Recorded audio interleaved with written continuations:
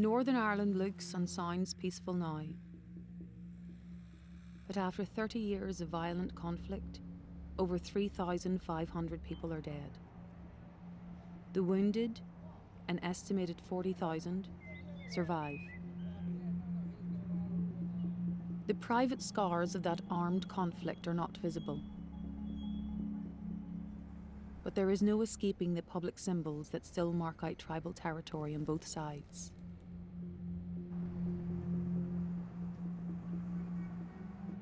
Many in the 6 counties of Northern Ireland and in the border counties of the Republic of Ireland are touched by that conflict, known around here as the Troubles.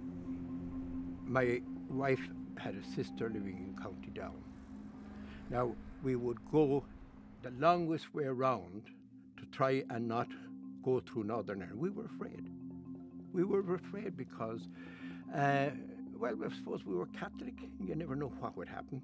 I wasn't across the border, I think, oh my God, I must have been well over 20. And we're coming up to the border and oh my God, I thought I'd been shot because I was a Protestant. That's the way you thought. Once you crossed that border, you'd been pulled into the field or something. Violence sparked an uprooting of mixed communities. Many fled, seeking protection in the traditional tribal enclaves. Many of those same fault lines of segregation endure to this day.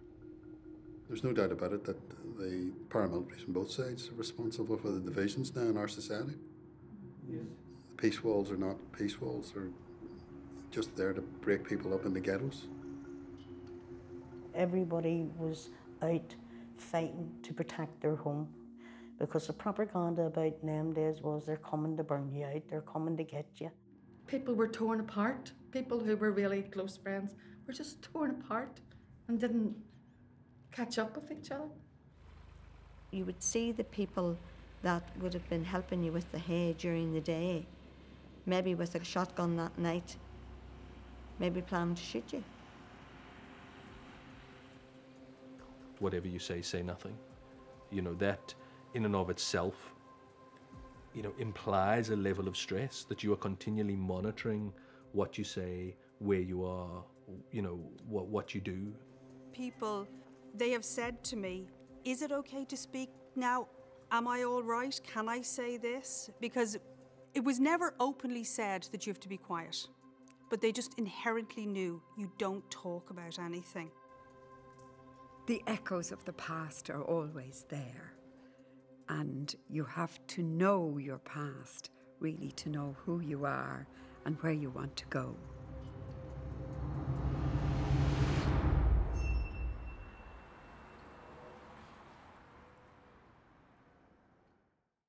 So let's create a frozen image. Yeah, so just choose one image that is frozen.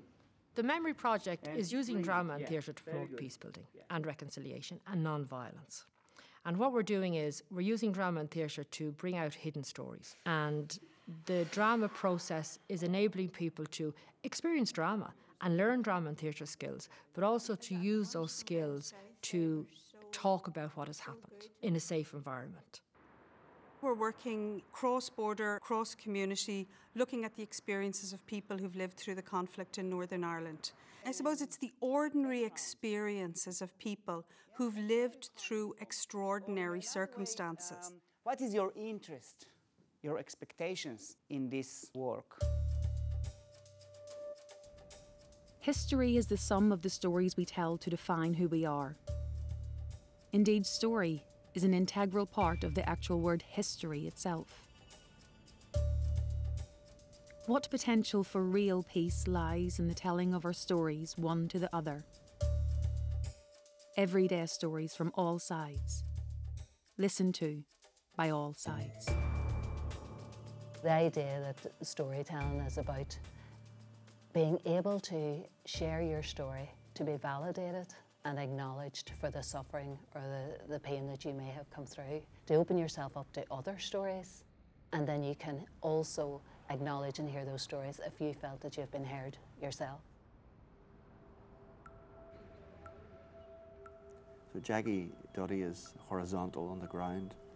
In some strange way, I cannot admit to myself that he's been shot and is dying. It's like or my knowledge of such situation before is rubber bullets.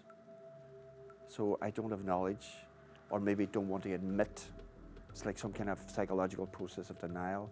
This man, and I see the blood on his chest, and I'm aware of suddenly switching into the present tense. I wouldn't say he's writhing. I don't think he's moving that fast. And there's people gathered around him.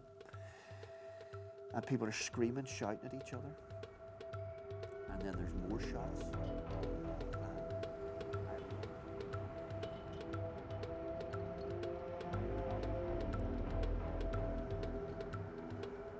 In the communities, depending on where you come from, they see themselves as the victims and the others as the oppressors or the offenders. And it's hard then to get people to open up.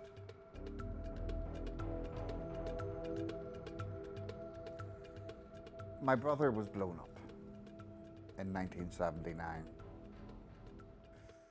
I myself was on duty in a different regiment that day, so I didn't actually hear about him being blown up until about 10 o'clock that night. And needless to say, I was a bit upset. And I went to Musgrave Park Military Hospital when I went in to see him. And the very first words he said to me was, "Billy, they got us really well." And that's love will forever be with me. We had the paramilitaries at the door, threatened, and told us, you know, to get out. So I panicked. We weren't long in the house. I panicked. And I phoned the housing associations and said that, you know, we need to get out because we've been threatened. And they gave us a number to phone, and they arranged the whole lot, our furniture and all to be moved.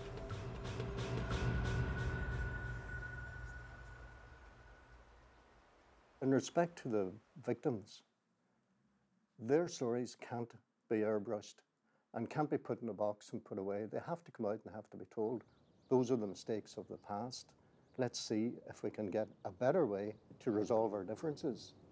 There has to be a way of doing that without getting involved in violence.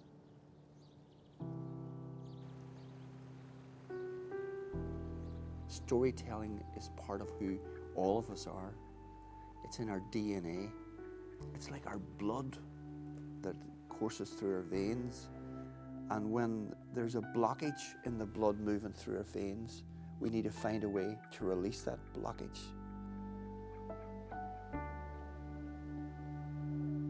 I mean, you don't want to remember it because you want to continue a conflict, and you don't want to remember it always as a victim, and you want to be able to move on and respect the other person's point of view and learn from that, you know. But how do you preserve all that? Because you need to tell your story.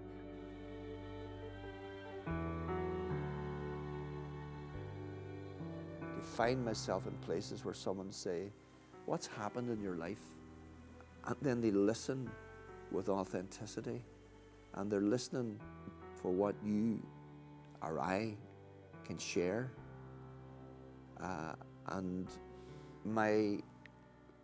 quite usually, my experience of that is that I feel a bit lighter. We have moved people from being deeply traumatised and hurt to a place whereby they have felt comfortable to share their story, and many have turned around and said, you know, now I feel I can get on with my life. There are many groups building peace in Northern Ireland, several of whom emphasise the importance of storytelling. But one group stands out, Smashing Times Theatre Company. Working in Northern Ireland since before the ceasefires, their aim is to use the oldest of all the performing arts, theatre. Theatre is the place to look at things. It's the place to observe. It's the place where you can see things. That's the Greek definition of theatre. Body parts were scattered all over the road, in the water and hanging in the trees. and Major was asked to identify the face of his friend. Just his face. His face had been ripped from his head during the explosion, and they later recovered it in the water. They didn't know which arms belonged to which bodies.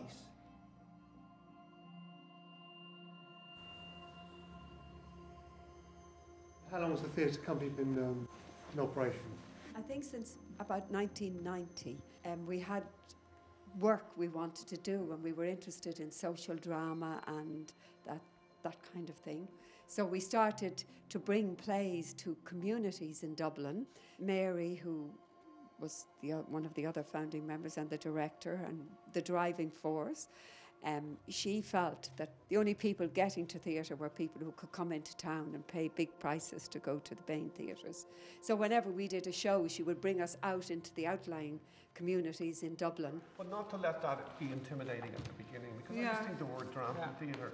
We got on the bus, we went out to Tala, there was a festival on to do with women and health, and we performed our show, and after the show we had a post-show discussion, and that's how it started. You cannot in any way learn that from a book or No. from the internet. No, You've got to no. be in the room doing That's a it. good point. And then it took off, so we continued doing performances, but they were scripted plays. We continued doing post-show discussions. The post-show discussions became so long that we started designing workshops, so participants, instead of talking, could get up on their feet and explore the issues that were coming up in the performances. So we were starting to look at how we relate theatre to what's happening in the world. What you have to do is you have to walk up and you have to find someone and you have to do the cultural exchange. So you have to go up and you have to shake hands. Hi, I'm Mary Moynihan. Hi, I'm Joe Purcell. Lovely, Joe. Lovely to meet you. And then you look into the colour of the eyes, see the colour of the eyes, good stuff, and you say your first and second name. Okay, so everybody just walk around the space. A workshop like this one, held by Mary Moynihan on the Shankill Road many years ago, was to be the catalyst for Smashing Time's involvement in theatre, storytelling and peace building in Northern Ireland. I did this one game then where it was to do with remembering emotions. And every person that got up gravitated towards the dark emotions and immediately censored themselves and went back to something funny. So I said, stop, what's going on here? Why are you all stopping this journey? And they all looked at me and said, well, we don't go into the dark places. You know, we'll keep it light and fun. And I said, well, why not? And it turned out that every single person in that room had actually lost someone violently. And they said to me, we keep away from that, we don't talk about this. And I said, well, why not? Let's make theatre. Let's talk about this and let's use it to make theatre. Oh, I'm Edward Quinn. I felt I could guide them through that process because of the skills I had. And they made theatre performances at the end of the second day where the feedback from the group was that we have touched on areas that we've always kept hidden, and they wanted to talk about those areas, but they also saw the benefit of using theatre to do that, as well as learning about how to make theatre. And for me, it was just ideal. 4 people, huh? It is important to acknowledge that there is a huge amount of pain and suffering, and that if you won't do anything with it, I think it's like poison. If you keep it in the body, if you keep it close, if you keep it in the communities, it just spreads, and it kills its whole system. You need to get rid of it, and you need to look at it in a bright light, and the theatre is a good light for this. All right. With funding from the European Union's Peace 3 programme, Smashing Times Theatre Company embarked on a unique 2-year cross-community and cross-border initiative, the Memory Project. Using high-quality artistic processes of theatre, film and dance to encourage a sharing of stories from different communities. Professional artists work collaboratively with audiences to acknowledge different memories and experiences of the past through creative processes. Using theatre games and exercises, the work provides a creative space where people affected by conflict can come together to express their stories and experiences within a trusting environment and to acknowledge the suffering, loss and pain endured and inflicted. If you're using theatre for an issue, the first thing you do is you're trying to find a way to encourage people to play. So to play and to learn how to disinhibit, to let go of inhibitions and find a way to express yourself. So we do a lot of work around games and exercises, which are simple games, but yet have very profound benefits, if you like. Yay! These are absolutely fantastic, brilliant exercises designed by geniuses to make people feel, even the shyest person in the world, after half an hour can feel disinhibited. I think playing is something deep in the human psyche, and when you become an adult, you put a lid on that and repress it. The need to play is kind of innate, and when it's liberated, you can see the actual physical change. You can see people's shoulders tensing up and then just opening. Adults need to have a license to play. They need to be given permission, the opposite to children. Good, good. You can laugh, you should laugh as much as possible, yeah. So the games and exercises would open up the space and open up the people working in the group and build trust and build a sense of community. And then you've got structures then to enable people to start telling their stories and their experiences. So this is related to the troubles in Northern Ireland and from a personal level, from our personal story. And the tool that we're going to use is theatre and theatre of the oppressed. Now, theatre of the oppressed is a specific technique that developed in Latin America. Theatre of the oppressed brings the theatre back to the people. Adapting techniques pioneered by Theatre of the Oppressed founder Augusto Boal in Rio de Janeiro, Smashing Times encouraged ordinary people to become involved in the making of their own theatre, rather than wait upon others to do it for them. Honed and modified to serve the Irish context, Boal's exercises had a profound impact on all who took that leap of faith with him. But what we've done is said, we want to take this and mix it with social justice and about issues that we care about and about the world we live in. Now, what is oppression? There are so many definitions of oppressions. Oppression is when I cannot be myself in some places because of oppression. Oppression is when somebody has a power and he misuses his power above me, upon me. Somebody else control me, somebody else control. And sometimes oppression is from within, yeah? I want to be somebody, but I can't, and I think I can't because you're not smart enough, you're not good enough, you're not beautiful enough, etc., etc. So try to see if in these images we can recognize the oppressor. Augusto Boal, he has a book called Games for Actors and Non-Actors on Rainbow of Desire. He was interested as a drama practitioner of looking how people can transform their reality.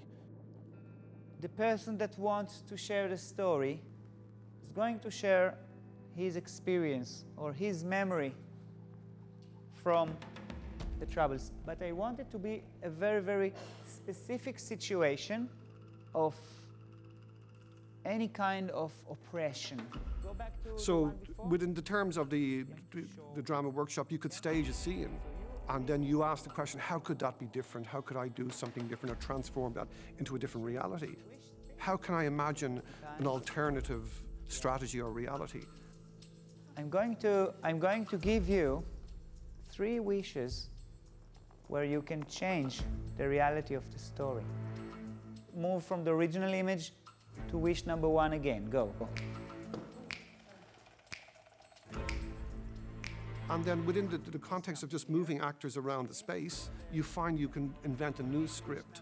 And the new script is a new reality, basically. It's a new way of looking at reality. And that was a very powerful tool. What do you see now? In wish number 1? Please don't shoot us. Yeah. We surrender. Don't shoot us. Wish number 2? What's the difference? No weapon, facing each other. Maybe they also chat. Maybe there is a talk here. Soften the blow. Political theatre. We want not just to listen to the stories, we also want to do something about it. We want to act around it. So we can maybe go back to this time and look at it from different direction. Maybe ask the audience, which are also the participants in the workshop, to give some suggestions, some offers to the main character. What would they do different? Because that's how you create change. You know, when you have the same pattern, and then you see it from outside, it looks a bit odd, especially in theater. Everything can look really a bit funny, but that allows you to look at the situation from outside and to break the habit. And how was this session of telling your story to someone, and then to create image from the story, and to try to act from your image? Yeah. How did that make a change? If you'd have said at the beginning of this, I'd have gone home, that I had to do that. Maybe it was the build-up of the whole process. You know, when we came in this morning and going through those different things, your confidence, maybe, I don't know. I felt quite at ease to do it. It's interesting when people come to a workshop, if they haven't been used to theatre before, they come in with many different ideas about what it is, and usually during the process of the workshop, all those ideas go out the window, and people discover then the kind of the heart of the process, if you like. That it's not just about acting, and it's not just about being the star. That theatre is about being vulnerable and revealing yourself and finding your common humanity. Is to encourage more people to join circles like this and to join this work, even though if it is hard. It is hard. I still have to come to terms with it, and it's like 42 years later, and it still haunts me when I smell things, especially things that are burning, like if someone's cooking and the smell comes, it just brings back the smell of the people's bodies burning. And it's not nice, it's not easy to take sometimes. Kate was on her way into the Abercorn when it blew up. Yeah. So she saw the people being carried out. And ordinarily on a Saturday she would have gone into the Abercorn with her sister to have lunch, but there's his third sister asked her to buy something in British Home Stores, which is next door, and that delay stopped them getting into the Abercorn before the bomb went off. So it went off just as they were coming out of the shop. So she witnessed everybody who was being carried out, and a lot of people were very badly burnt. That's why the smell's so important. Yeah. But I just hope that God forgives the people who did it, because I don't, and I won't ever. I think this sentence that you just said was so powerful. That was the workshop about today. You know, we were playing, completing images, but eventually all the workshop was about this. Allow this. But I think that if you start to create the right conditions, if people start to hear the stories, like we've heard the stories of what the impact of violence can be, and we see so many different examples of that from around the world, whether it's about residential schools in Canada or the taking of children of mixed race from families in Australia, whether it's about racism in South Africa. Often it's the story that as individuals we can relate to first, and the story becomes the catalyst for all the other social things that start to happen. A good story, I think, they're catalysts for change. Yeah. When I do the work that I do now on the interfaces and around this area, I'm confronting those people every day of the week, because at times I find that I have to challenge the police. It is very difficult coming from where I came from. What happened to me affected me, it affected my family, it affected my friends. Some of my friends are dead because of what happened to me. So, today it's good to express it, and it's good to hear other people's stories. On the day of Bloody Sunday, my daddy worked in a hospital on the Waterside called St. Colum's Hospital, and we often wondered, did someone say anything to him, because he come home on the Saturday and he allowed that nobody was to go to the march on the Sunday. But the boys disobeyed him, as they do. The attitude that the boys left the house that day was they were going for a bit of crack. It was going to be a good day's crack. It was a nice, dry, cold day. Jackie particularly was looking, fixing his shirt and saying, "Do you think my girlfriend Bernadette Devlin will think I look okay?" And that was the way he left the house that day. As the afternoon wore on then, and people were returning from the march, we weren't particularly aware of anything going on until an aunt came to the door. And she says, "Kay, we have reason to believe Jackie was hurt in the town." And we went down the stairs. We didn't have a phone at home. And we phoned Anthony Gavin, and I asked the question, was Jackie Duddy admitted to the hospital that afternoon? And whoever it was best him, it was a nurse. And she says, "Who's making the inquiry?" And I said, "It was his sister Kate." And she says, "Jackie Duddy was dead and admitted to the hospital." So, I mean, I vaguely remember throwing the phone there and screaming. And after that, then it's kind of everything's blank for near enough 3 days. People never ever cease to amaze me. What they share and the experiences they've gone through and how they've survived those experiences. And it's just quite extraordinary. And you are very touched by it. You're always very touched by it, by what's shared through the theatre process. And that comes from people. This guy came over to me and asked me for my car. They needed my car to block the road. And I said I wasn't going to give my car up to block no road. And they said, "Look, if you don't block it up, we're going to take it off you." I said, "You'll not be taking the car of me." In the meantime, my mum's in the shop saying, "Give them your car, give them your car." And I'm going, "No." Because the way I looked at it was, I had worked very, very hard to have this wee car. Now, it was an old scrap heap, but it was mine. And I wasn't going to allow anybody to take it. So they came and threatened me about taking the car off me. And I says, "Where are you going to put my car?" He says, "We're going to put your car just straight across the road for an hour." So I drove the car across the road and I sat in it for the hour. I didn't let anybody take the car. So that was a big turning point for me. It's one of the big challenges we have in the hierarchy of stories. Who has suffered more? Who has the bigger story? The number of people that will come to us and say, you know, compared to that other person, I haven't suffered anything at all. And then whenever you hear their story, so often it's horrendous. My sister, the one who died at 43, she was abducted and held at the Blackwater until her husband drove a bomb to a pub that served soldiers. She was abducted by the IRA. So she was held at gunpoint at the Blackwater River, and her husband was made drive a bomb to the pub. And whenever he got out of the car, he shouted "bomb" and pushed it down the hill, and the bomb exploded. There was just a wheel left.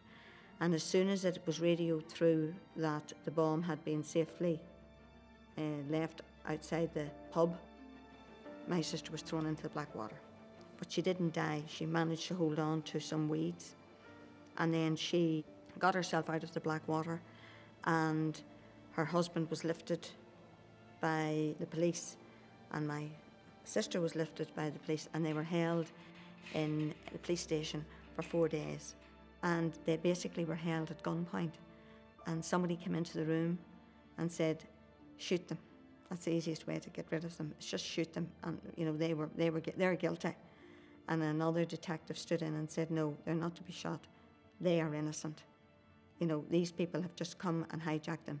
They lived in an isolated area, and they've just been hijacked, and they're innocent, and we're going to let them go." But her life was tortured after that. People who witness bombs, that notion that the abnormal became normal because somehow we were able to fix ourselves internally. You know, so walking through Belfast, you put your hands up and be searched, that become normal. You know, having to go down through the big square gates when we went to Belfast. Oh, yeah. And getting your bag searched. And there was a couple of young ones in the group and they couldn't get over it. It was the first time they'd heard anything. And so we acted it out for them so that that young girl we could really bring to life what that was like. And then when you left there... We use drama workshops to storytell, and then we also use theatre performances to bring those stories to a wider audience. So you have the private workshop space, and then you have the public, which is taking the stories and creating theatre pieces that are telling those stories within a structure of a theatre piece that is entertaining and engaging, but also then provocative and also disturbing sometimes, also very moving, very emotional, and sharing those stories with the wider audience. And then after the performances, we have post-show discussions where the audiences get a chance to engage and talk about these stories and memories and experiences. Well, word got out, it spread like wildfire. Alice Thompson is going out with a TIG, even the dogs in the street knew about it. My dad went mental. And my ma's going, what about that nice wee Protestant boy who used to like David Bradwell? David Bradwell? I was 11, Mum, when I liked him. We were at primary school. Still, he's got a good job now as an apprentice in shorts. And it was the same for him inside of the family. Would it not be, Sam Black? If you went out with a nice wee Catholic girl. My own niece was blinded by a plastic bullet. She was out playing on the street.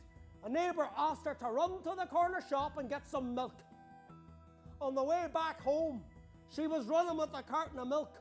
A Land Rover passed by and fired at her. She was shot in the head, went down straight away, still clutching the wee carton of milk. There was a huge sense of reverence about finding a true fiction, is what I would call it, something that really felt truthful, that didn't feel literary or it didn't feel too authored. And the only way to do that was really to talk to real people.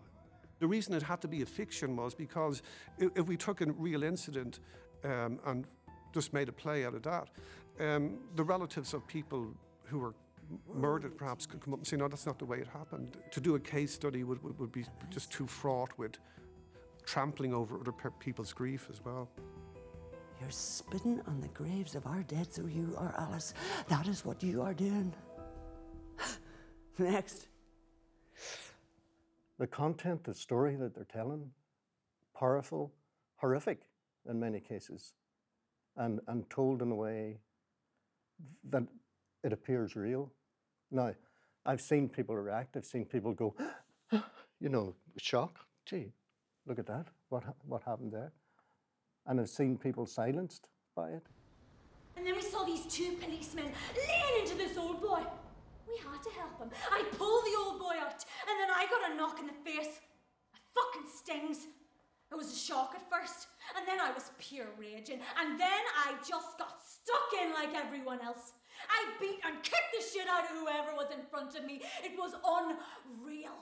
We tell dark stories. That's what Smashing Times does. We tell stories that sometimes people don't want to maybe tell or don't want to hear, and we try to find a way to put that into an artistic way to tell the stories. And I think somebody said it earlier, to emotionally engage people, and hopefully that people are emotionally engaged by it and then have lots to think about. And I'm curious about the research because I found it at times very raw. Did you ask people stories or did you just take it from like the news?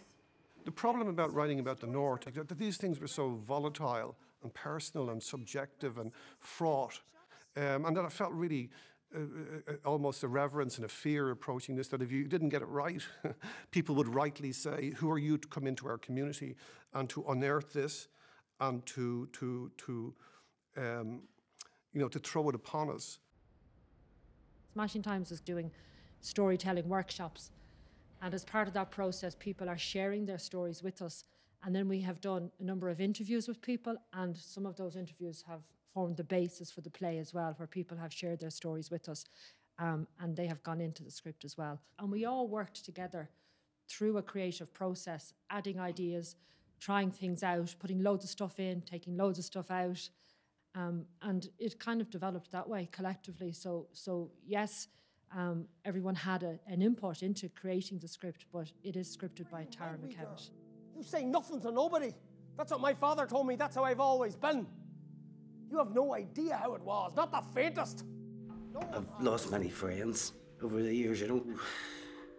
There was terrible things happened and both people brought it out of me, you know what I mean? It was very, very real. It was like something that you'd actually, you know, you were feeling it as you were going through it. I want to thank you as an outsider because it really helps me. This is a lot better than the books.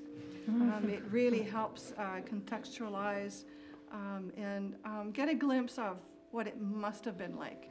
Brought to the fore within me feelings that have been dormant, you know, of things that happened through the 70s and 80s. For a long time, I kind of, to a small extent, relived some of that feeling. As soon as I opened my mouth to speak, a baseball bat hit me enough times to take my jaw away from my face.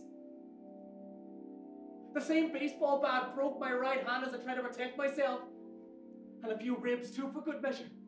It stirs up a whole lot. Even still, you can still feel, you know, the irkiness of it, even to this day, and yet we weren't involved in that, only from a distance, and that, so, yeah, take that. But on that, I think every time we had the news, like 30 years ago, first thing was the North. For 30 years we had. And bombs going off? Every day. The traffic slows down to a single lane, and then we pass it. The area marked off with yellow tape, and the passing eye cars and the little white tent that the people who do the forensics and that. I'm wondering who's inside that tent. When you first started this performance, I stupidly said to Dawn, I don't like this. Then we talked about it afterwards, and I realised I didn't like it because you're putting it in our face. You know, you're bringing back loads and loads of memories. And I'm wondering, is that a good thing? Or, do you know what I mean? I know by the time it was all finished, it was very well balanced. Usually, there's a kind of reaction, why do we have to hear this? And then the discussion happens, and then people start to say, oh yeah, this is why we need to have this kind of conversation. Sometimes I have difficulty, I must admit. Sometimes I think, we shouldn't do this, we'll just forget about it and let's move forward and try something. And then at other times I think, you know, we can't change the past, but we can change today, change tomorrow. His face is black and burnt. His hair is burnt. He was bald like. And he looked like a burnt rag doll that had fallen off the top of a bonfire. Are you telling a political story? Are you telling a story of the Troubles? Like, you're not telling my story. It went on the narrative of the Catholic and Protestant, the battle between the two, rather than looking at it's essentially an issue of a constitutional position between those who support the union and those who want to end partition. And that didn't come across, I don't think, too well. To the character that played it, or the soldier that played it now, is this is to try and give a balanced view, is that right? You're trying to show both sides. I was just wondering, was there any reason, you know, that the Catholic side wasn't brought more into it, apart from the paramilitaries, or, you know, is there any reason, you know what I mean? Like, because the girl was on about the sash and her history, but there was no Catholic. I felt as if there was no Catholic side being shown. Is there any big reason for that? Or what we looked at was giving voice to as many different facets as we could. So if it got a bit unbalanced, it would have just what developed out of the piece more than anything. I don't normally stay for post-show discussions, but if I'd gone home tonight without doing that, I think I would have felt really quite unresolved. And I felt so much better after we'd all talked about things after the show. I'll just tell you one thing that one young lad, he's about 12, in Coleraine asked us. When he heard my accent and knew I wasn't from the north, he said, "How do you play a Protestant?" And I thought, I know, yeah, I did exactly what you did. And then I went, that is a terribly sad thing to think in 2014 that you have a young lad growing up and the other community is so alien to him that thought could even exist. It was like being wrapped in a blanket of love.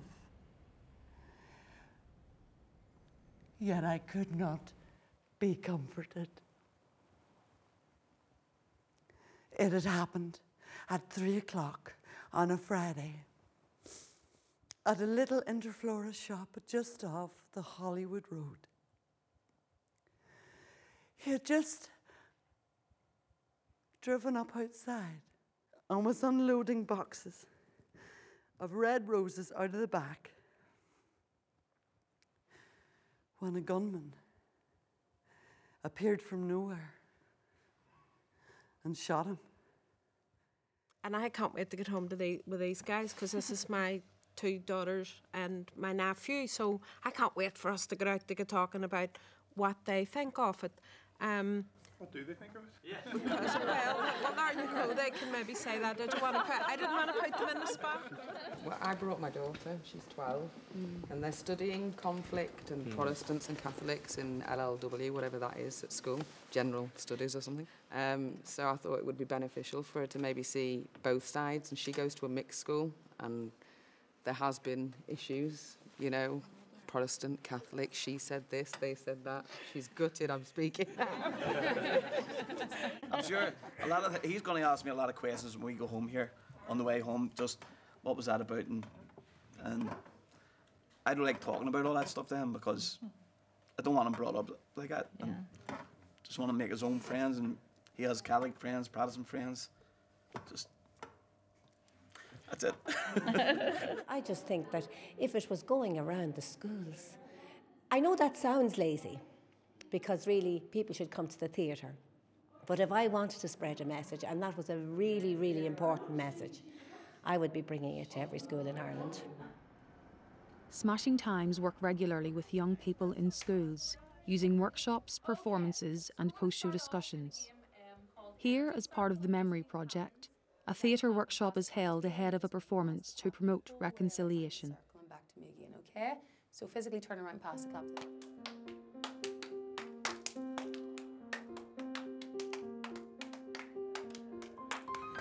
Well, all of you eventually will be in.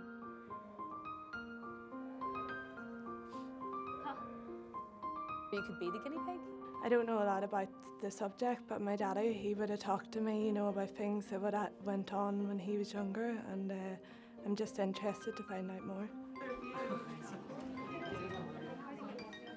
I haven't had experience, but my family members, especially my mum, she grew up in Belfast, so she and her family, her brothers and sisters, were there when everything was happening, so they lived through the Troubles.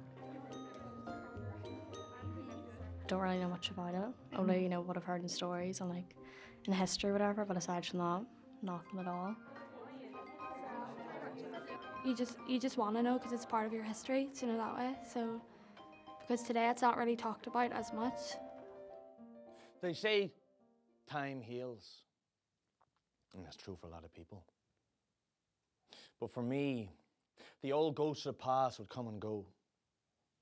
And one day you'd say to yourself, I'm free of them now. And the next day to be back again. It's a credit to the writing and the performing and the directing that the young people can't help but pay attention. They're sucked in. I fought back to tears. I didn't want to be blabbering there in front of her. She wasn't intrusive or anything. She just listened.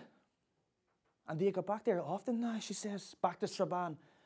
Nah, I haven't been back in a while. I says, I should go back more often and visit my parents' grave. But the truth was, I hadn't been back there in over 12 years. There was no checkpoints, no having a gun stuck in your fucking face, but still. The border was still there in people's minds, in their memories. After experiencing the performances, they have a sense of how bad it was, of the awful things that we did to each other during the 70s and 80s. And the fact that in some areas there are still some people about who want to continue with that sort of violence and sectarianism, which they may not have experienced. Sean and his mate Fergal had stolen a car in Strabane earlier that evening and drove out the back roads. There was a British Army checkpoint, and whatever happened, they said the car didn't stop. So one of the soldiers, so the fucking story goes, fires a warning shot. Some fucking shot! It hits Sean in the chest and kills him. The car crashes against a tree and bursts into flames. The other lad... Very hard hitting. Obviously, this stuff has went on to real people, and it's real events that have happened. I definitely didn't think about those things before. Like, I knew they happened, but I didn't think of them in such depth. I didn't actually understand how like traumatic and how effective it was to people. I remember someone saying that if you're going to forgive, you have to be prepared to forgive the unforgivable. Our kids today don't go through what we had to go through as kids when we were, growing up in Northern Ireland, but they are still touched by aspects of it, and every now and again when things rear their heads, the kids don't really understand and are quite frightened because they wouldn't have had the experience that I would have had growing up as a kid, but yet we can use our skills to help them understand why people are doing the things they're doing today, that the past has made us what we are, but we can change the future. Strange topic to have in drama, especially, you'd consider that more history or politics or something. It was a strange topic to bring into drama, but it was also a really, really interesting one. I would have never really thought of it before today, but I'll definitely think more about it in the future and about how the Troubles have affected people in the past. Will that lead to them saying, we don't want that to happen again? Those are the mistakes of the past.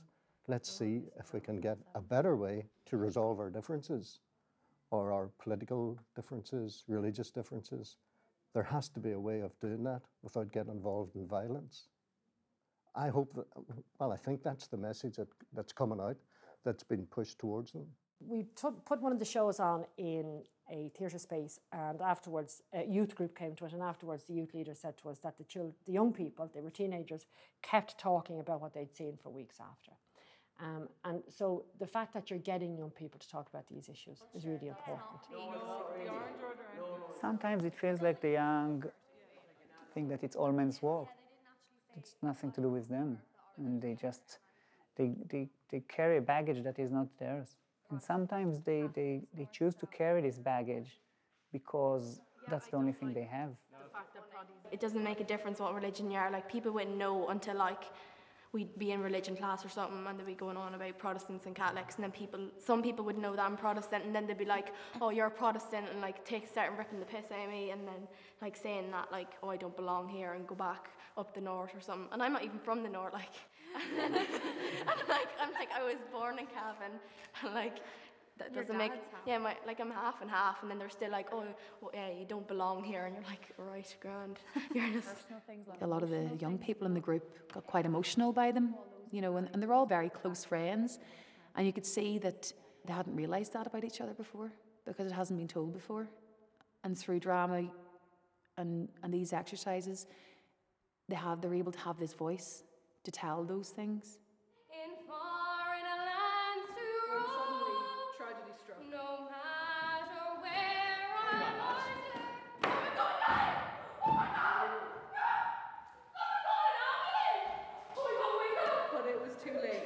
Niall O'Sullivan died at 11:29 that night.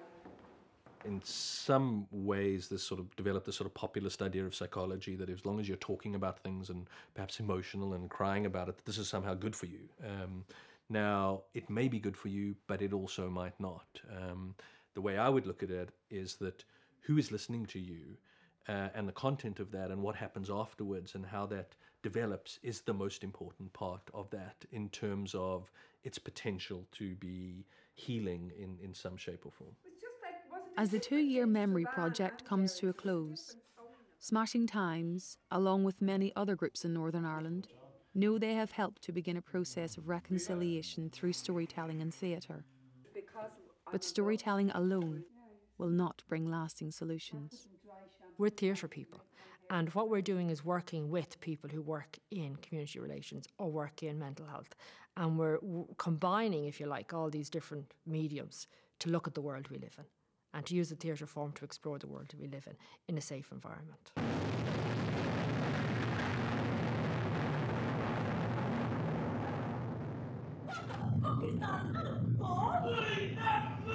Put your hands on your head!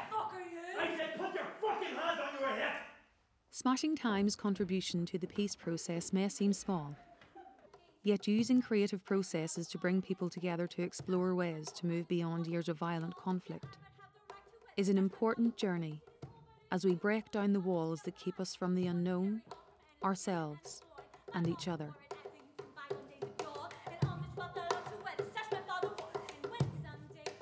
this is a low-level change of culture. It doesn't seem to be dramatic.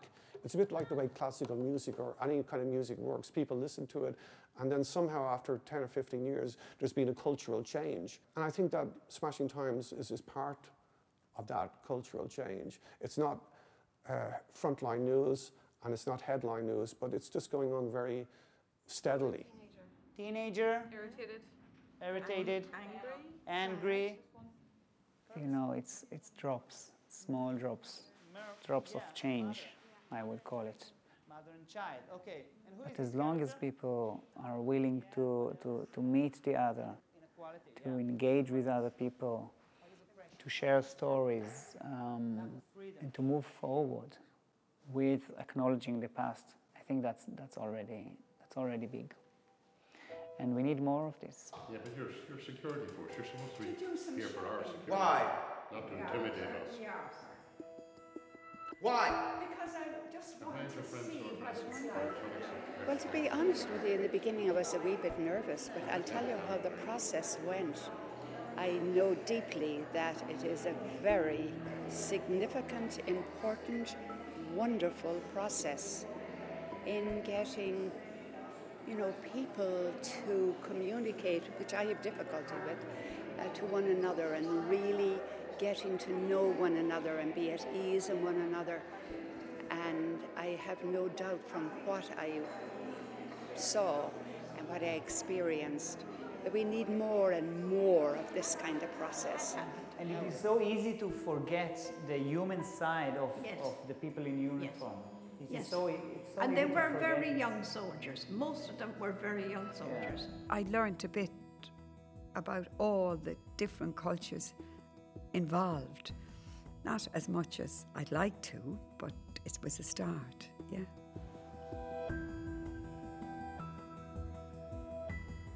But to actually go to a little town and to do a workshop with 14 people turning up on a Wednesday, and for something very profound to happen over that night seems to me kind of unique within the theatre that I understand in Ireland. It's astonishing just how much actual grief is still there inside your head, and you probably don't even realise most of the time. I don't want no teenage queen, I just want my M16. My old mama hates this war, don't know what we're fighting for. Am I right or wrong? You're right. Am I right or wrong? You're right. I don't know, but it's been said this man's army makes you dead. I always go away from a workshop or a performance having, you know, that you're in touch with your humanity. It makes you, I don't know, I can't explain that one. You just feel, you feel a connection, and it makes you recognize your own humanity and the humanity of others, and you feel very humbled by that.